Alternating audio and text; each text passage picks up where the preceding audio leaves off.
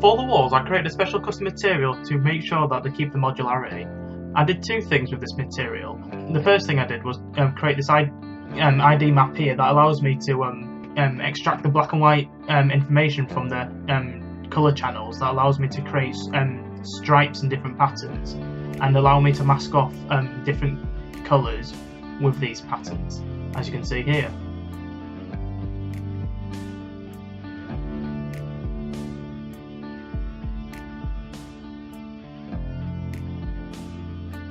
This second piece of code allows the wall material to remain seamless and to keep its texture ratio.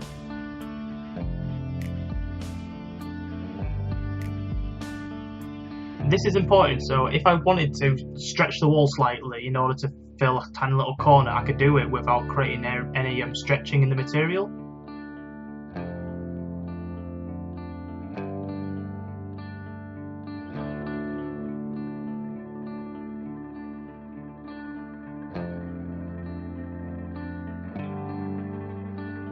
I'm now going to show you how I did the dynamic fluid system, especially around how I made the water level rise and fall depending on the orientation of the container or the pan. So the first thing is obviously the begin play when the object's created.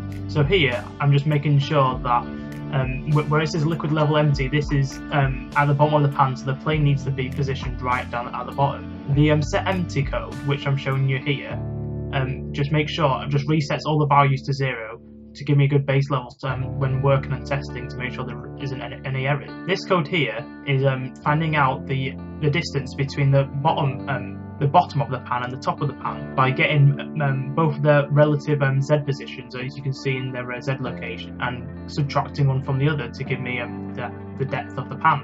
The container level center is what I use to detect if the water level plane dips above or below it, as you can, and I'm checking it from with the center of the plane.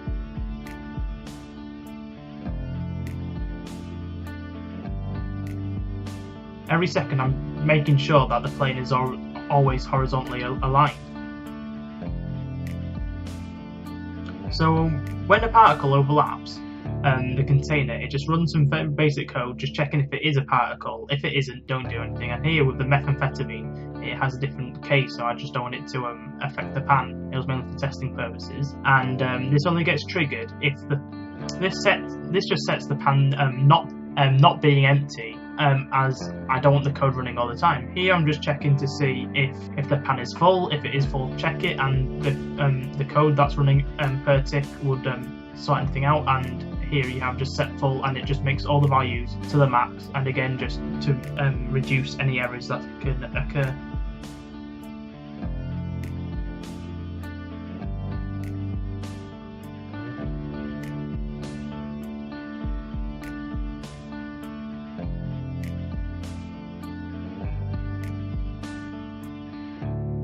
And after doing this, it runs a custom event which is sorts the particle's chemical. So each particle has a chemical.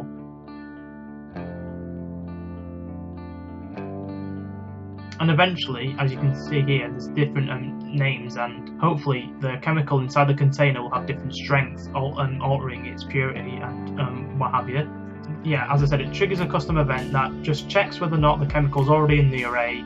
If it doesn't, if it's not already in the array, add it to it, and add whatever. How much was it? So like if it was 100 mils of a certain chemical, add that much. And yeah, so this is going to be useful down the line when I'm wanting the liquid in the container to be quite specific, and I can test its purity, and hopefully I would have it so it can change colour and do other things, and maybe whether or not it's toxic or have other effects in the game.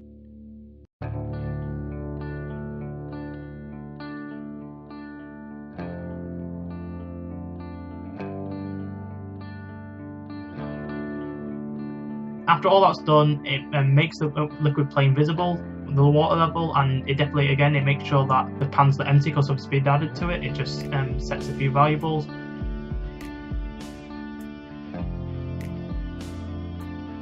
Now this is for the timeline of which is used to slowly and smoothly adjust the water level transition going up.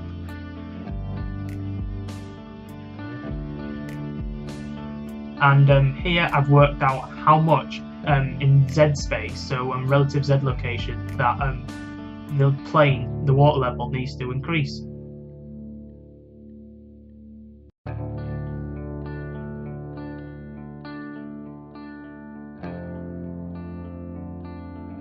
So here I'm just going over how I make the plane transition, and whether it's again, I just added this for redundancy, so this definitely makes sure that the container is empty. Here it just works out how much the plane needs to increase its relative Z location, and if there's multiple particles being overlapped, then it increases the amount it needs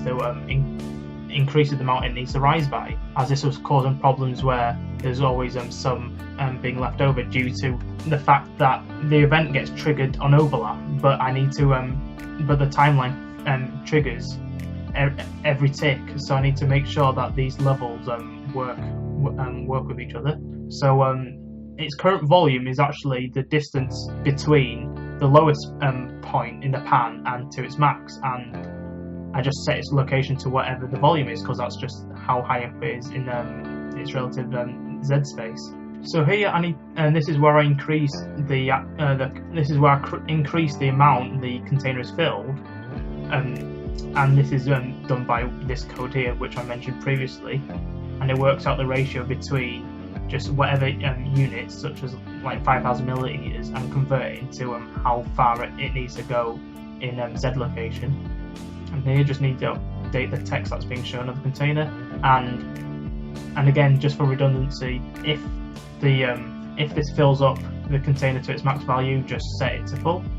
And again, here is when some code I run just to make sure that, just to check if the container is spilling. So what I do is I check to see if the water level plane is above any of these scene locations on the rim of the pan. And so if any of these scene locations is lower than the plane, then it means it's spilling. So this triggers a custom event that works out how much to reduce the plane Z position.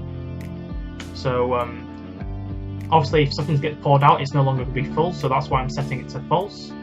I have to work out how much to pour per frame, even because this event only gets triggered once. So I need to work out how much to do it per frame. And again, so after it removed itself, that adjusts the amount the plane needs to go. So here, once it's worked out how much to reduce the plane Z position, it then just sets it to the new value. And here is where I need to adjust the container's amount, how much it's full by. And again, if it's full, and this code here is just to make sure that if the fill amount ever reduces below 0, it just sets it empty. So this reduces any errors that can arise due to fluctuating frame rates that might give uneven results.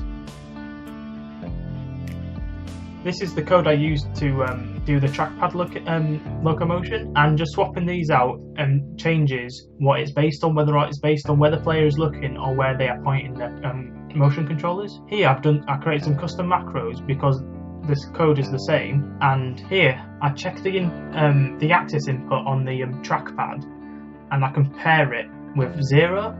So if the input is less than 0, so it's in negative direction, it fires one event.